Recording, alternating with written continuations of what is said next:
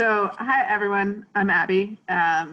It's good to spend some time with you this evening. I appreciate you taking time out of your lives, wherever those may be now, to chat with me. Kate, thank you for getting us organized and being such a great host and making sure this is all seamless. I've been in very good hands and I appreciate it. I do a lot of speaking engagements and Kate was super organized, so thank you. I'm just going to spend, as Kate said, a couple minutes kind of talking about the journey. We're going to talk a lot. I'm not going to talk as much about like what's happening in the solar industry right now, because we can talk about that in the Q&A to the extent that you're interested in it. I obviously have lots of ideas about it.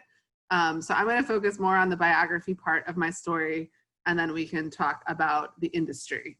I am currently right behind me, that's Northwest Washington. I live in Washington, D.C. I grew up right outside of Washington, D.C. I went to a private girls' school here in the city for 6 years before I went to Dartmouth.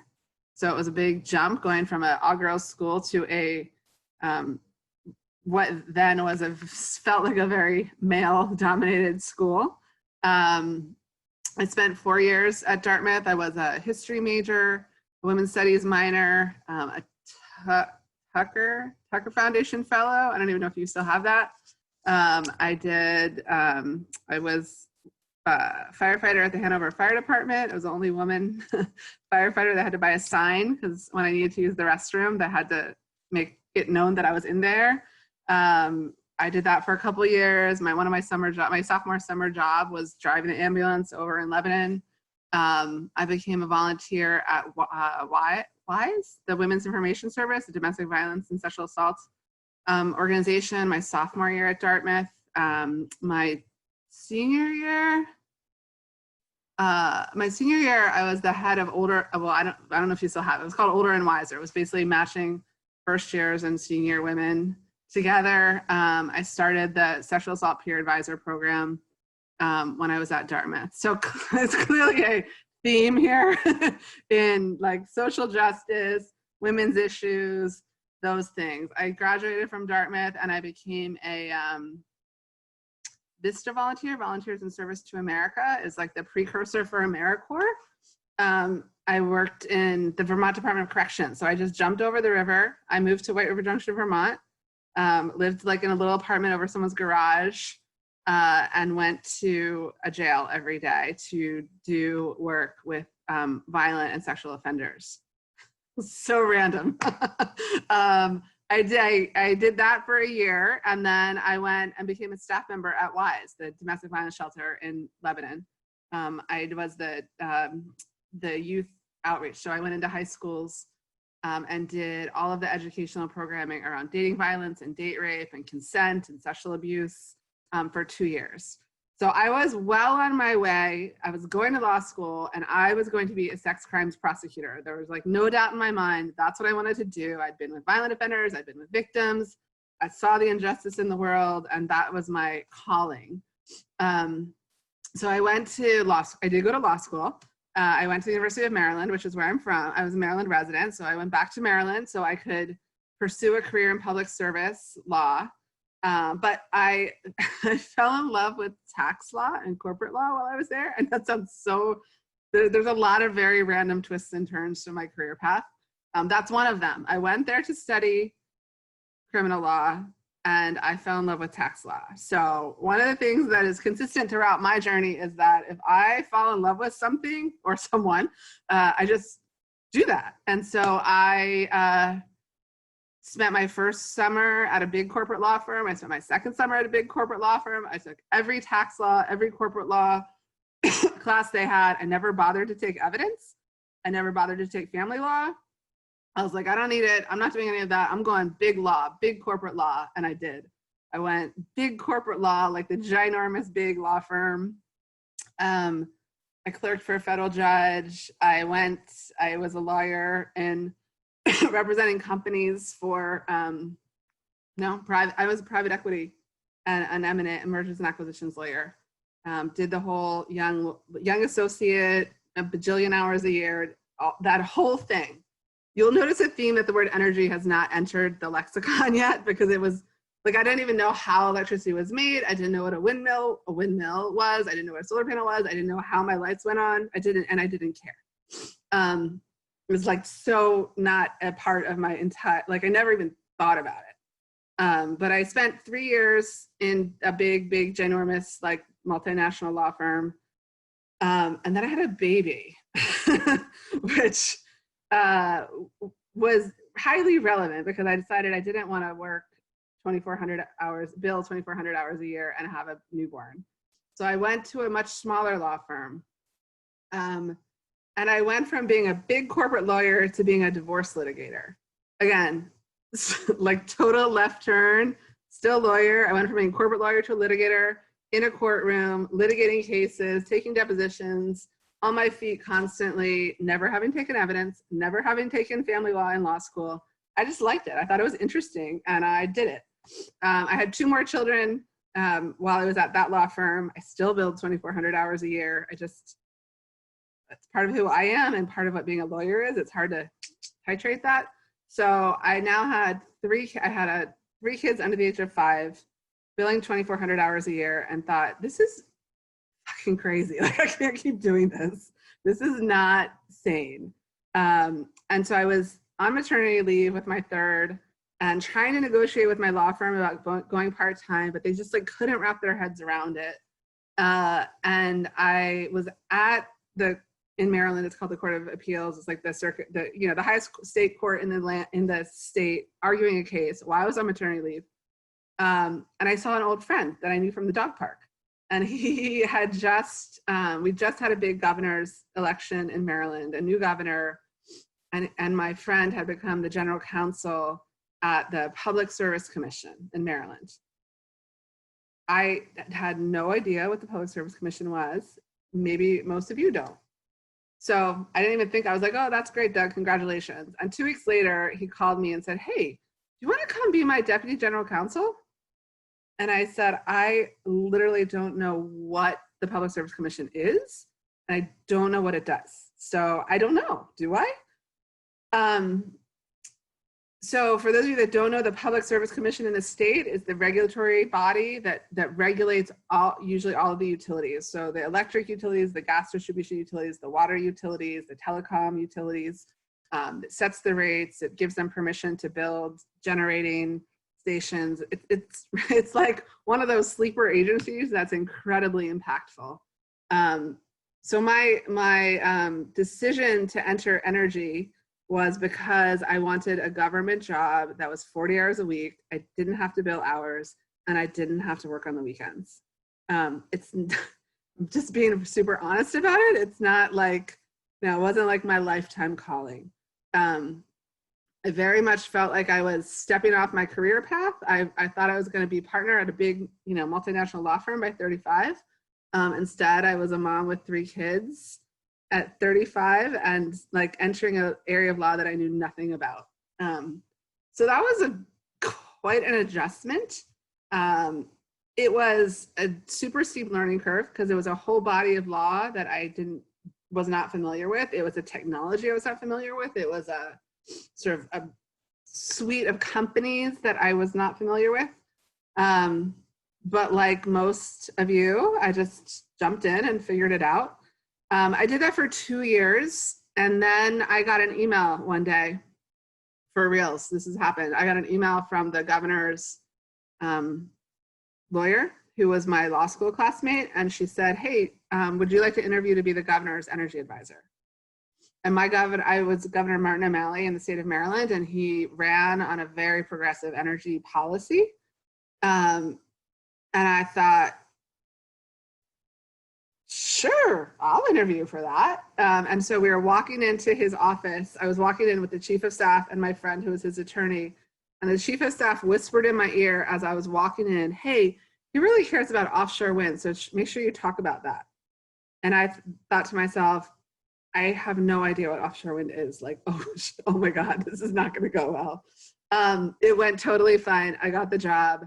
I started working for the governor as his energy advisor in 2010. So it was about 4 months before, so he was up for re-election in November. So I started in July, so like 4 months. And I remember driving to work on my first day and hearing a poll that he was going to lose. And I was like, though, that was a really dumb career move to like leave a non-political, you know, I worked for the Public Service Commission. It was not, I had a, like a career service job, right? Like I was not a political.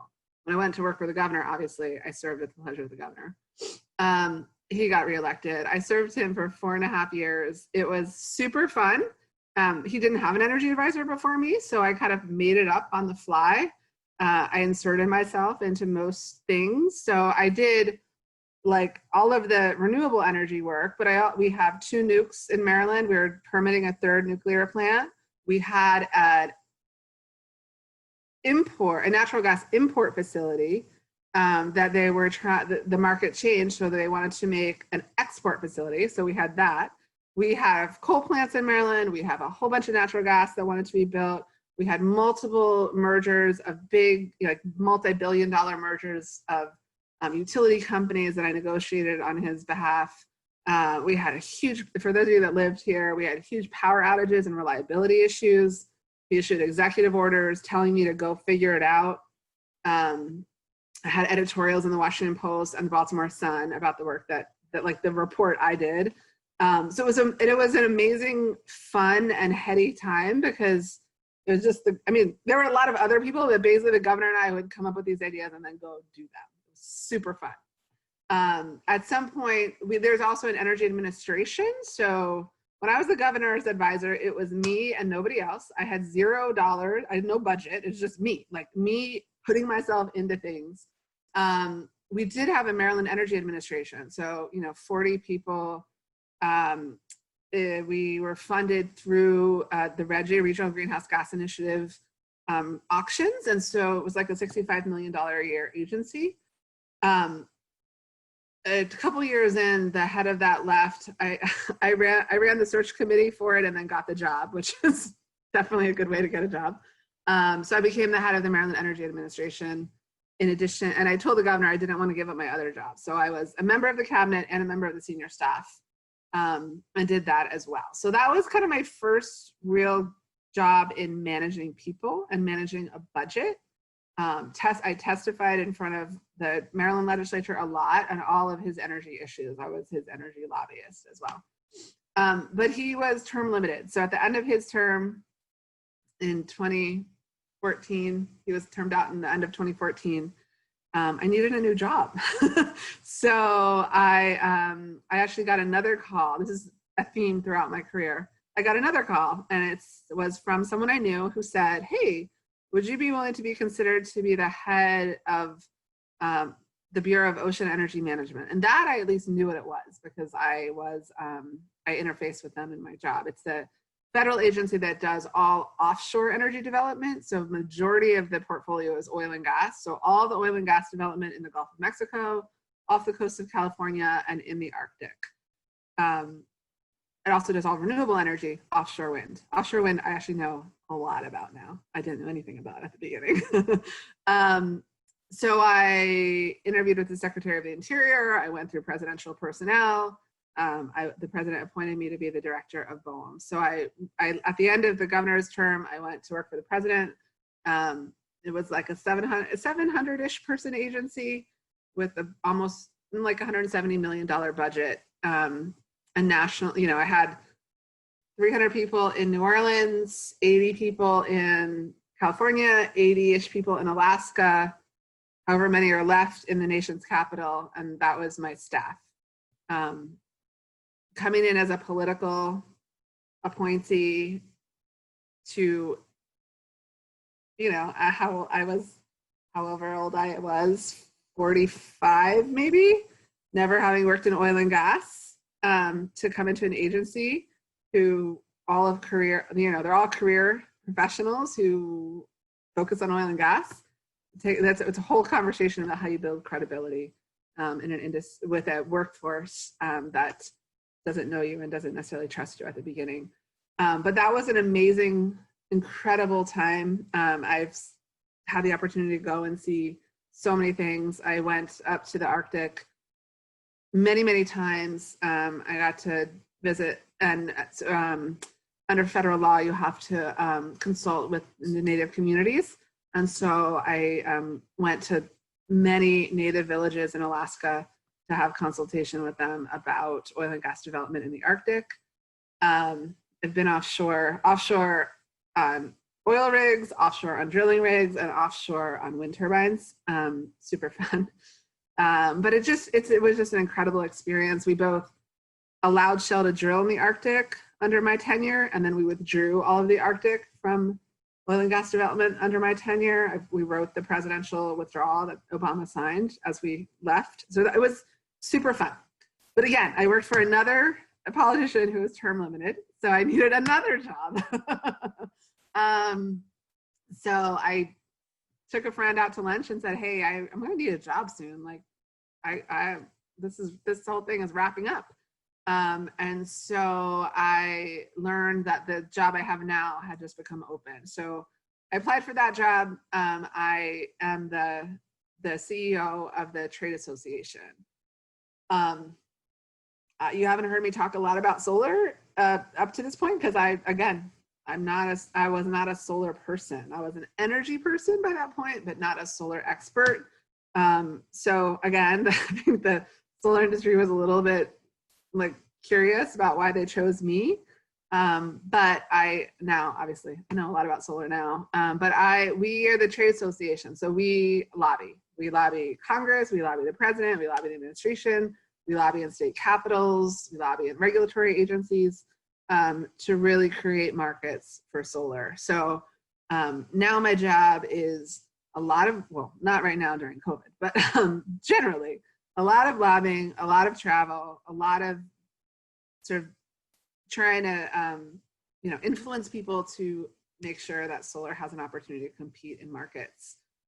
The part about my job I really love now, though, is that in addition to all of that, I'm running a $18 million company. So whereas before I had much bigger budgets, they were government. Legislatures appropriated me the dollars and then we went and ran them.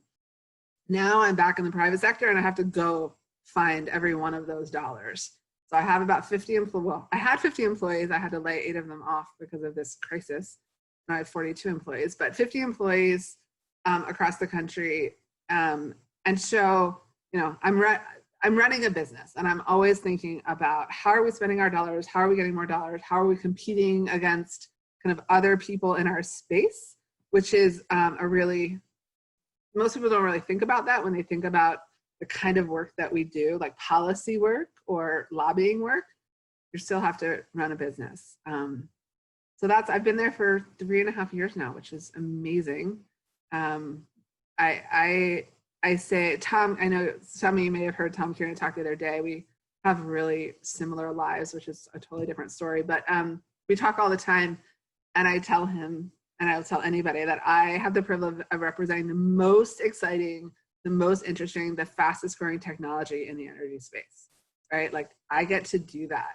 And I get to represent the companies and the entrepreneurs that are doing that. And so it is a super fun opportunity. And I'm looking forward to talking to all of you about it. So Kate, I'll stop talking. That's the journey of how I got here. It's circuitous. No, that was great. Thank you so much, Abby. That was such a rich story, and there were so many great nuggets in there. I now have this like whole running side list of questions I want to ask you, but I also want to make sure that we provide time for the students to ask the questions that have popped up for them. So I guess, we had these questions prepared, and we want to ask all of our speakers about just these standard topics of how is COVID impacting your industry? How is this shaking up the job market? But I feel like coming off of the story that you just told, what feels a little bit more relevant, at least for the first question, I was wondering if you could talk about this experience you've had, and we talked about this on our prep call a bit, as being one of the only women CEOs in a particularly male-dominated industry, and then what you've experienced, like specifically during this crisis, through that lens. Yeah, sure. No, thanks, Kate. So generally, COVID is having a really terrible impact on the solar industry. We have already lost about 65,000 jobs, started at 250,000. So we think by the end of June, we'll be back to 2014 levels. Like we'll have lost 5 years of job growth in 4 months. So it is stunning the impact it's having. So I spend most of almost all day, every day here in my house lobbying remotely because we really need some help. And I tell you that because that's what's happening in the industry. But if you can think of, you can imagine, I'm sure many of you are feeling this way too, sort of this incredible anxiety that companies are feeling and entrepreneurs are feeling and financiers are feeling and kind of all of the people that I interact with. I was sharing with Kate, like, I have been the only woman in the room for most of my career. I have never experienced the kind of sexism I have during the course of this crisis. I feel like the stress that people are feeling has really brought out an ugly side of them, and it is very it's been really exhausting to sort of receive all of that. And it comes in the form of like being second guessed constantly, having my professional judgment doubted, sort of going around me, undermining me, questioning my decisions. It's been a really unpleasant experience. And we could have a whole thing on dealing with sexism in the workplace. Like, it's not like this has never happened before. But the level of anxiety, I think, is just exacerbating it. And it to me feels more subtle and more insidious than just some of the blatant crap I've had to deal with in the past. I don't mean to be a bummer, but it has been one of the most surprising things that's come out of this COVID crisis, unfortunately. Thank you, Abby. I'm wondering if you can talk about obviously you've said that you expect by June that the industry can kind of be back to where it was in 2014. What do you think the impact of that is going to be on young people looking to enter solar? And if you wanted to talk about, the renewable industry more broadly, you could, but yeah. So I think that the next couple of months are going to be, continue to be really bad as kind of companies try to figure out how they're going to move forward in this really ugly economy. Because the majority of the solar industry is actually utility scale solar, so big solar plants that we sell power to utilities or to municipalities or to big end users. It's only about 20% of our market is rooftop, even though that's what everyone thinks of. Obviously, the rooftop market is being devastated because nobody wants you at their front door knocking, and no one wants you up on their roof, and no one wants you in their house. So I think it's going to get ugly, but I also think it is poised for a quick recovery. And we are lobbying hard to put some policy pieces in place so that we can accelerate that. Just from a sort of study of the craft, the narrative is really evolving from we are in crisis to solar energy and renewable energy can lead us out of this economic devastation. We can create jobs, we can deploy private capital, and we can create tax revenue that people need, that cities need. So I think if folks like hang in there a little bit, I would say we're in May 27th. June, there's probably not going to be a lot of hiring, but maybe by the end of the year there will be. I get asked a lot about sort of what are the skills that are necessary to kind of enter the solar or the renewable job market, because I actually do have a broad view of the renewable job market. You can tell I don't come at it from the technical point of view. If you are an engineer and understand how these systems work together, that is a whole suite of expertise, and you should go take that expertise and talk to all the technical people. I think that so much of the solar industry and the renewable industry is really relational. It's more so than other industries I've been a part of. And so sort of the idea of getting in the door really matters. We have interns at SIA, and almost the majority of them end up in some either with one of our member companies or even with us, because they form those relationships. I think if you're in marketing, like similarly, if you're in finance, it's a similar kind of story. It's like once you're there, it happens. The project development, so all the people that go out and like negotiate the land leases and deal with the city councils and get easements so they can have transmission lines, like those people all kind of come in and then grow within, because those aren't really, it's hard to study that in school, right? It's hard. How do you navigate like 12 leases with farmers and the town council to make sure that the ordinance is right? I don't know. I've never been to a class that anyone taught me that. Like that's because you're sitting in a room with other people. So I would say get whatever experience you can, whatever way you can get in the door. I would tell you, so one of the things I learned being in a trade association is that a lot of our revenue comes from conferences and trade shows. And I've always thought that was I was always a little skeptical of like spending too much time at those things because I thought they were just a racket, but now my revenue depends on them, so I'm totally support them. But I do think that when and if we can gather again in real spaces, that networking, those networking opportunities, and being with people who are doing the work and trying to figure out pathways in is a really valuable use of time. So we have at our conferences, people can come and volunteer and then attend, and that is a really good way to sort of get some of those relationships.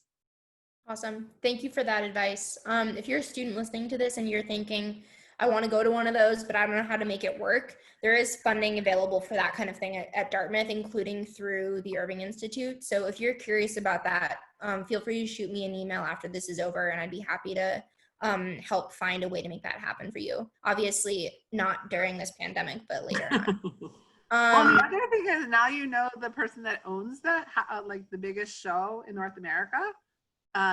So just text me and I can hook you up with a ticket. Yeah, totally. Thanks, Abby. I'd also be, I can put you all in contact with Abby after this is over if you'd like via the emails. Anyway, so I think we're now I have like many more questions I'd love to ask you, but I also realize that this is not just a conversation between you and me, but that we have so many awesome students and others in the audience who I'm sure have questions bubbling up right now. So yeah, Iris knows the deal. Iris has got a hand raised.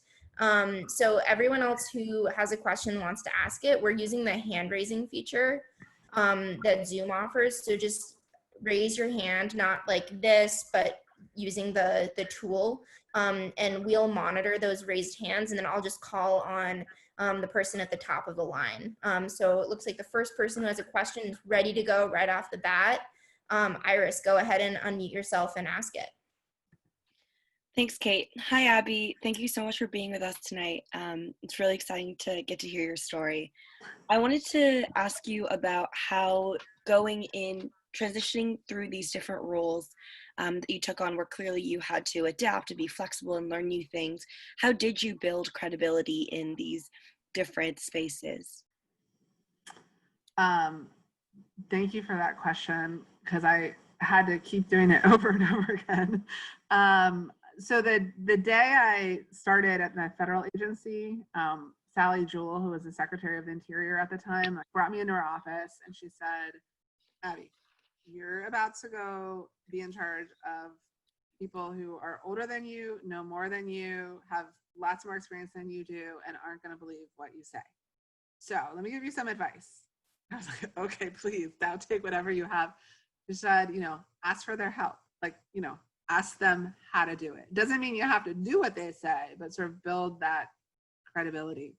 And so I spent a ton of time I'm a big believer in being in people's spaces, like not in your face, but like I would go to New Orleans. I would go to the Gulf of Mexico. I would sit in the office in the Gulf of Mexico and just talk with the geologists and the, you know, petroleum engineers, and look at all of the work they were doing, and look at the biologists and the marine mammal specialists and the blah, blah, blah, like a million different specialties that I was not really familiar with, and just learn and listen. I went to Alaska a bunch of times, like I told you. I went to California a lot. And I recognized people for the work that they did. Like there was a huge project.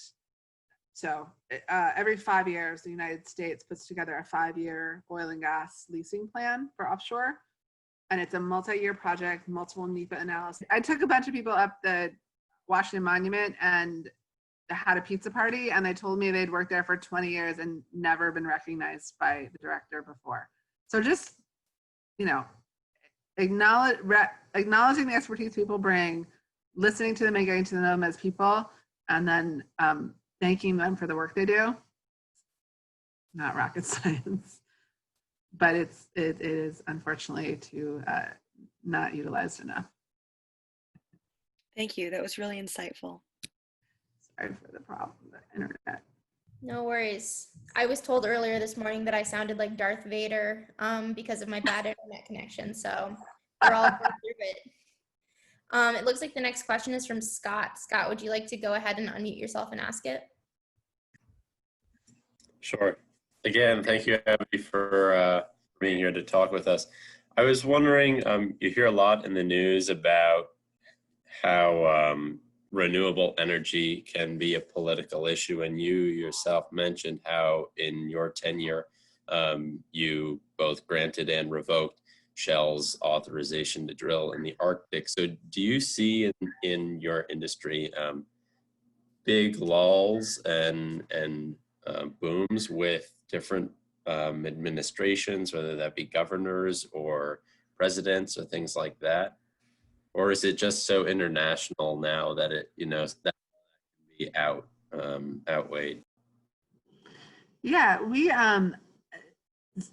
so the way I describe it is to companies is that they've chosen to be in the energy industry, and the energy industry is one that is so dependent on policy, right? We're not selling pencils or, I don't know, some other thing that's not regulated a lot. Like, we are in a highly regulated industry. And so, yeah, governors matter, presidents matter, administrations matter. So for example, we have incredible, actually, bipartisan support for solar, both Democrats and Republicans in Congress and in many governors.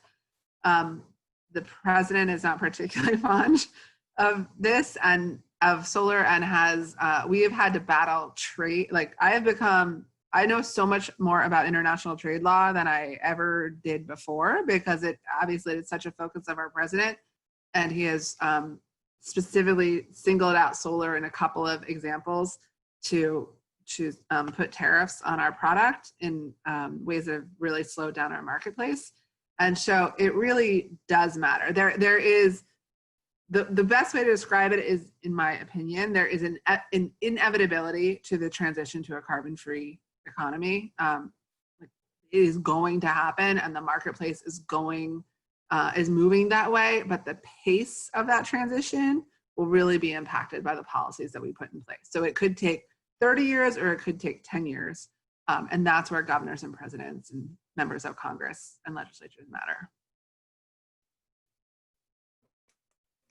Thank you. All right, the next person that raises their hand is going to get to go ahead and ask a question. We've still got some time here. In the meantime, Abby, okay, Iris, beat me to it.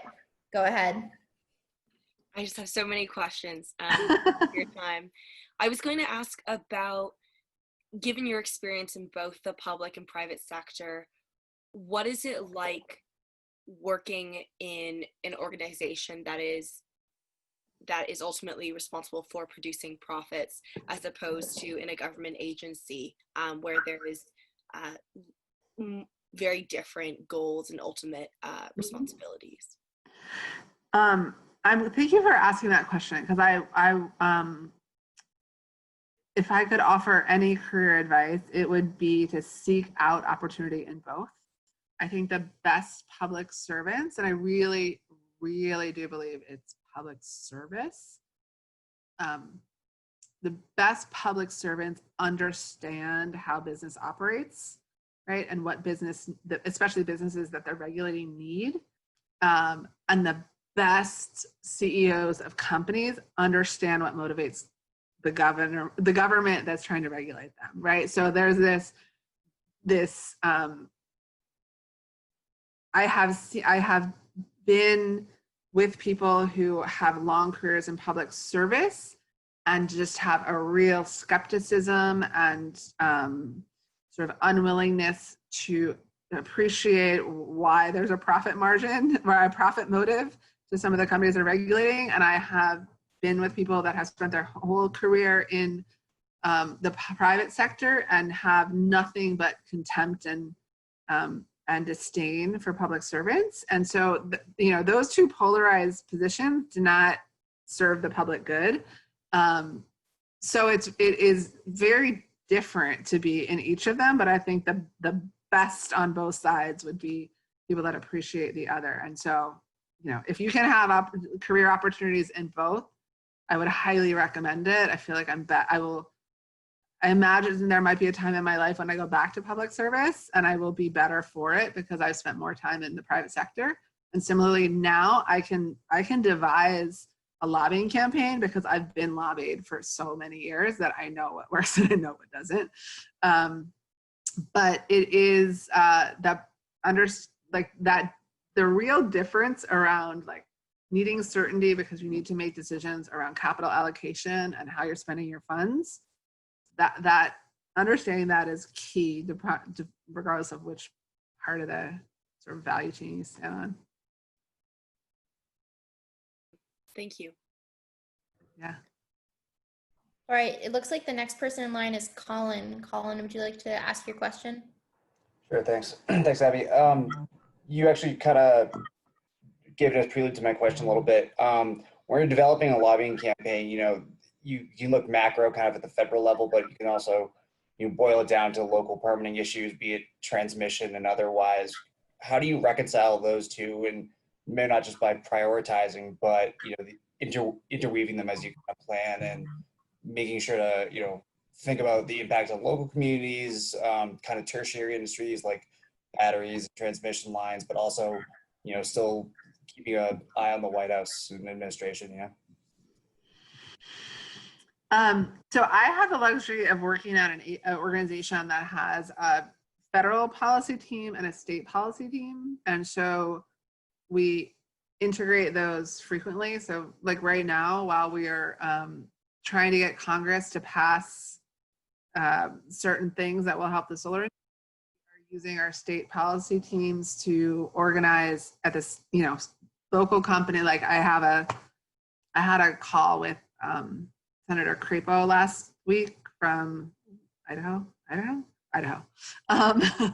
And so local Idaho companies, my folks on the ground there were able to say, here are the people who are working in Idaho, and sort of marry those two together. So that's one aspect of how we devise the lobbying campaign, to really bring the local support up to the federal electeds who can then, take it across the finish line. But we also spend a lot of time, thinking about impacts on local communities. And I would say one of the areas of vulnerability for us that we need to stay focused on is on local land use and making sure that we are good neighbors, that we develop in ways that are sustainable and that we contribute to communities, that we create a diverse workforce, that we think about recycling of our product so at end of life, and that we anticipate and plan for and create solutions for all of those things now, rather than have them be political liabilities later. And that involves lots of local engagement. But it is I think you use the word multifaceted strategy that we deploy.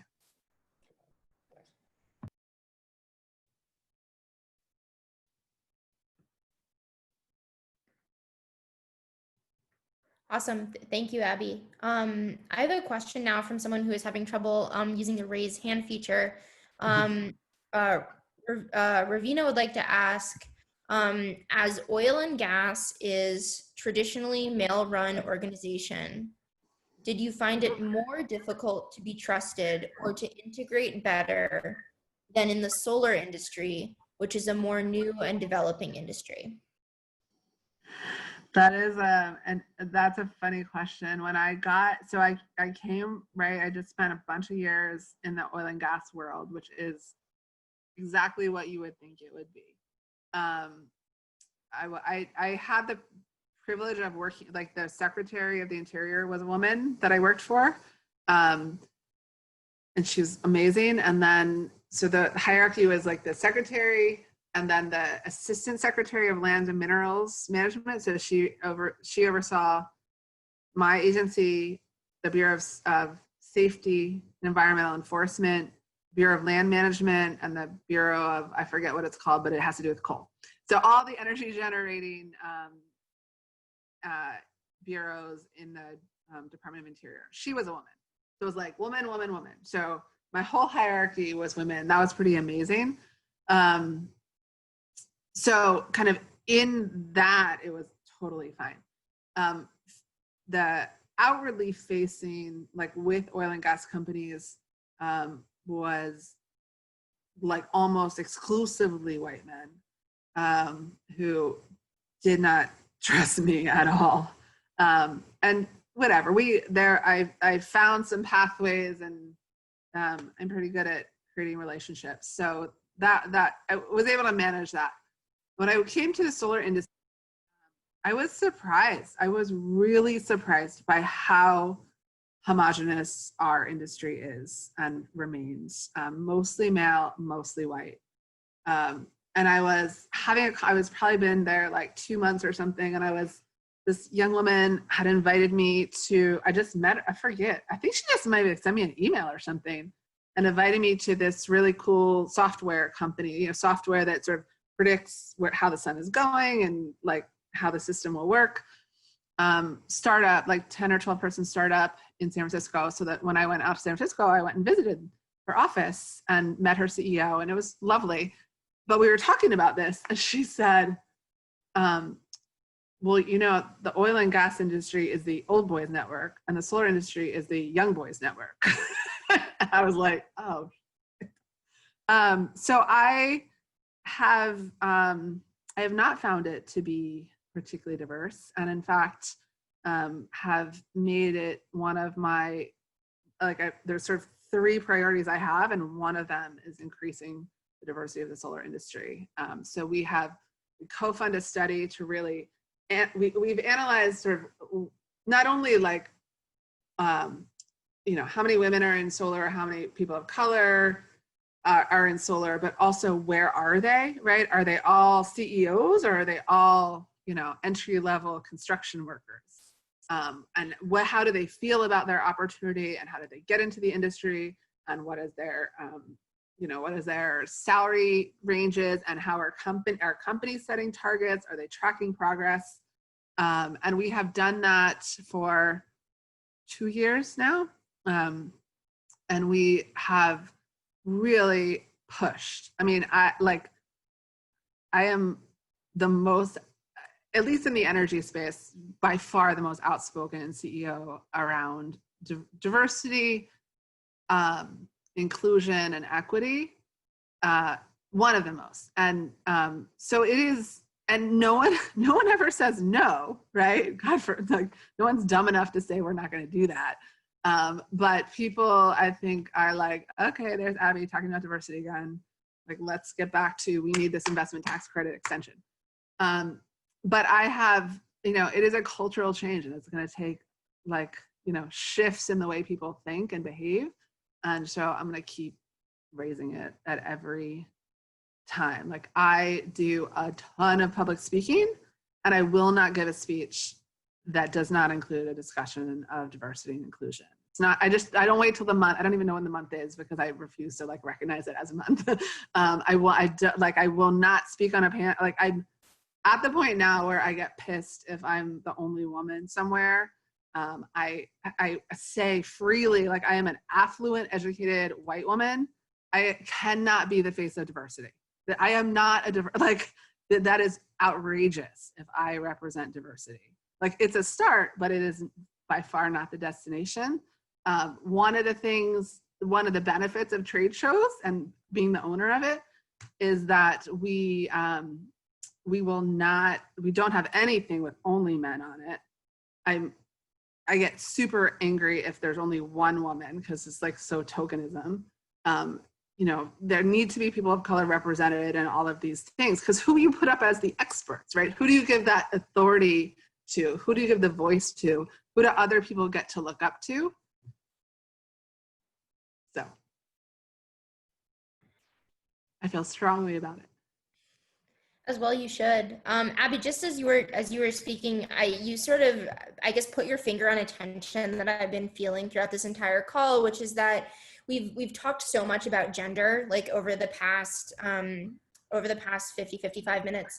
Mm-hmm. And I think that one of the reasons for that is that it's really important to you. I think a reason for that is that it's felt really important and relevant for a lot of the people asking questions on the call because not enough here. And you have so much experience doing all of these different things. And we've talked so much about Abby, what's it like to be a woman in this space? And I wonder if you ever feel like you end up talking about issues of diversity and inclusion and you feel like that becomes the story you're telling and it takes away from the actual, like the quote unquote actual work that you're doing. If you feel like pigeonholed, or do you feel like you sort of, I think you know what I'm getting at here. Yeah. I think I heard someone else say I lost a little bit of the middle part, but I think I got the gist of your question. I actually thought you were going to ask me a different question, which is sort of what I will name it. Like I am a privileged white woman. And so I don't pretend to represent the entirety of a diverse workforce, right? I can be a voice and open doors. That I feel like that's a huge part of my role. So that other people who are like have different experiences than mine can have a voice. It's an interesting question, Kate. I think that, and I hope you all sort of identify with this, like, we went to Dartmouth, we are super smart, right? Like we're just really smart people. And that intelligence is pretty apparent from talking with us, to be blunt. And so I pretty much, I feel so comfortable in my subject matter expertise that I don't feel the need to show you how smart I am about solar. Like I could name it, and I could go on and be an expert on it. Offshore wind, land-based wind, electric distribution utilities, rate making, nukes. You want to talk nukes? I can talk nukes, but I don't need to like show you how smart I am. So there's that's kind of the tension I feel is like, there is a little, it does a little bit go that way. But when I'm with like next week, Chuck Grassley, like the chair of the Senate Finance Committee, we're not going to talk about diversity. We're going to talk about what's happening in my industry and what I need and why it matters. But it would be amazing if I went to a speaking event and, that white male CEO who spoke before me also spoke about diversity. That hasn't happened yet. I mean, imagine a world. Because I feel like we could go back and forth about, you actually stole the words out of my mouth just as I was about to say, I would love it if when there was a panel and there was, one person who doesn't represent the typical, demographic, if that was not the person who was made to talk about increasing diversity in the industry. Right. But you beat me to it. So we're actually, I was about to say we have a few more minutes, but we really don't. We're really at the end of it. So I'm sure that a lot of you have got questions I really wish you'd asked. I'd be happy to help you get those answered if if you connect with me after this is over.